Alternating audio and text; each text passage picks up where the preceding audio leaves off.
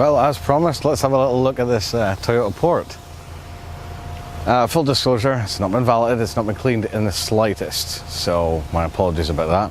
We'll hopefully be doing another video once it's all prepared for sale and it's got number plates and everything's ready. But in the meantime, let's just have a look at it.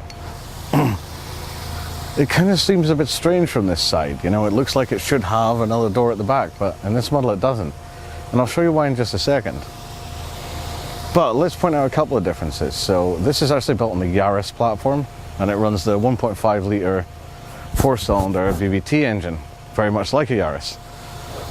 This one is a very interesting special edition of the Port. It has the full body kit and the wheels and a few other little bits and pieces around about. And all of these are only specific to this special edition model, hence the reason why it doesn't actually carry a Toyota badge, but something else entirely. Well, I guess this explains why it looks so well proportioned. You've got this large electric sliding door on this side. That's a big door for such a small car. So the Port is basically a micro mobility car. Designed for easy access, you can just basically step into it. It's powered by a 1.5 litre VVT engine, connected to a 4-speed CVT gearbox. It's front wheel drive, and actually it's reasonable fun to drive.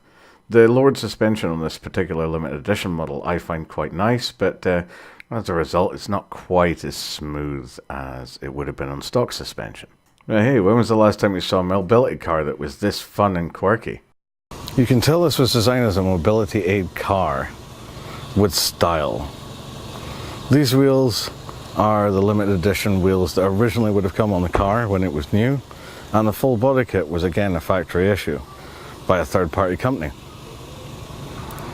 You'll notice here the sliding seat mechanism goes quite a long way, and you can practically step straight into this car. The high roofline makes getting in and out pretty easy. It's very impressive. Now, as I said, full disclosure, this car has not been cleaned. But let's just ignore that section of it. So, funny looking glove box design. It's not particularly big, but I guess it does the job. Nice full-size double-din head unit slot, which is very handy. And the clocks are mounted centrally in the middle. It feels very French to me in that front, but yeah, I guess other companies do it too. The vents are very quirky and round-shaped. The central system here on the Port for the climate control and everything is really interestingly designed, and I feel it suits the aesthetics really well. It's very cutesy. Cup holders. Yeah, it's a very strange and novel design.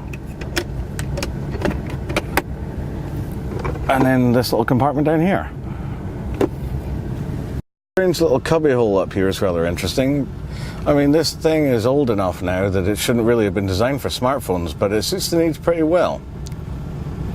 The steering wheel is quite small looking, but it's actually about normal size. And you'll notice here it's got the old column gear shift with a nice little overdrive button in it. And the parking brake's on the floor, as it should be. This thing needs some electrical work tidying up too. We're not actually sure what this does yet, we haven't traced it back, but I'm sure we'll find out at some point. You'll notice here on the door card on the driver's side, you've got the lovely little cup holder and little compartments. Everything kind of matches and is all tastefully done. Head storage is quite unique. Got yourself a little compartment there, cubby hole, and another one here, which is a really good size. That's quite deep. And then you've got another one on this side. Now that's quite nice for something like this car. I like the way they've dealt with the storage problem of not having enough space with the glove box and put it up top instead. So here we are in the back now. And you'll notice here this is rather interesting. So the seat itself has a lever on it that allows you to pull the seat forward and back. Obviously that design was made for mobility purposes. And you'll notice here in the back you have a decent amount of space. You have cup holders in each side. And little storage shelves. This is quite unique. The large rear window is actually really good for you seeing what's going on outside too, which is great.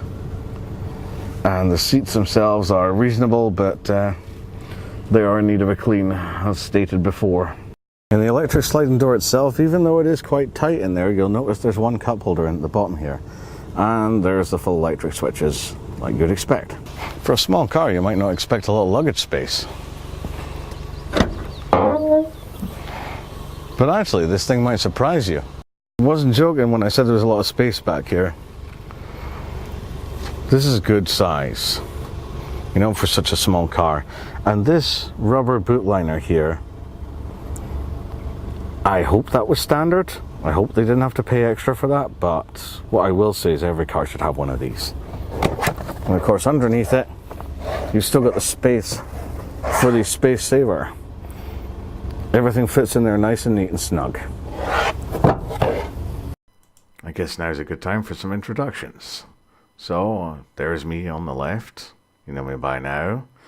And then on the right there is David, who runs DR Karuma Limited, which is the importers who brought cars in and was kind enough to let me view them.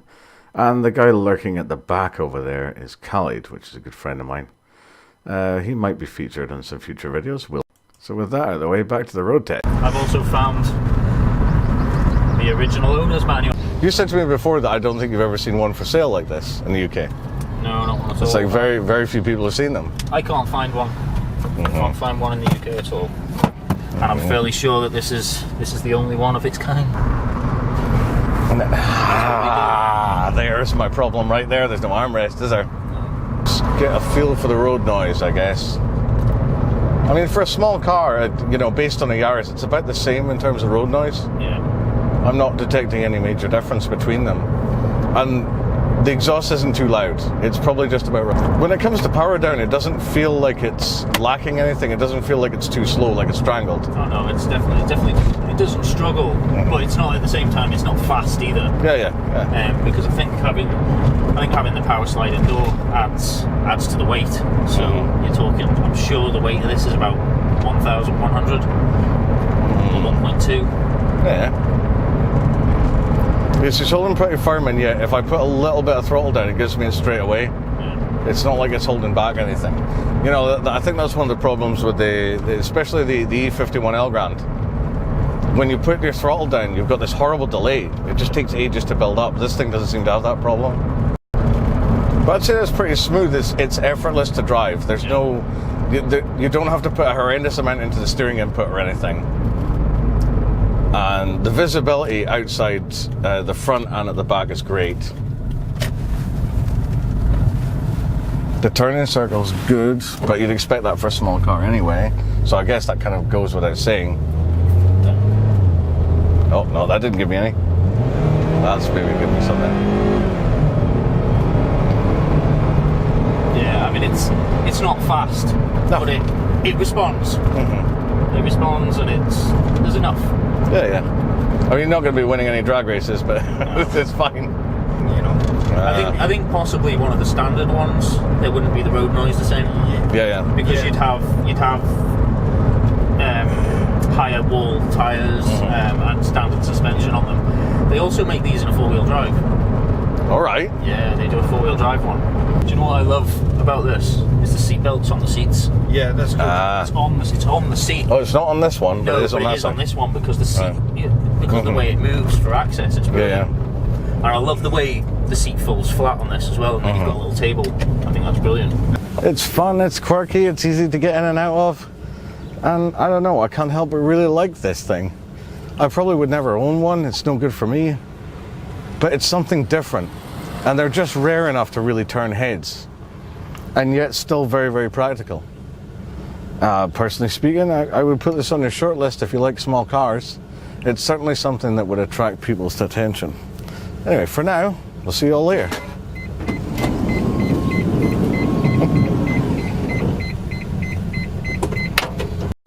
Hopefully enjoyed this quick look at the limited edition Toyota Port.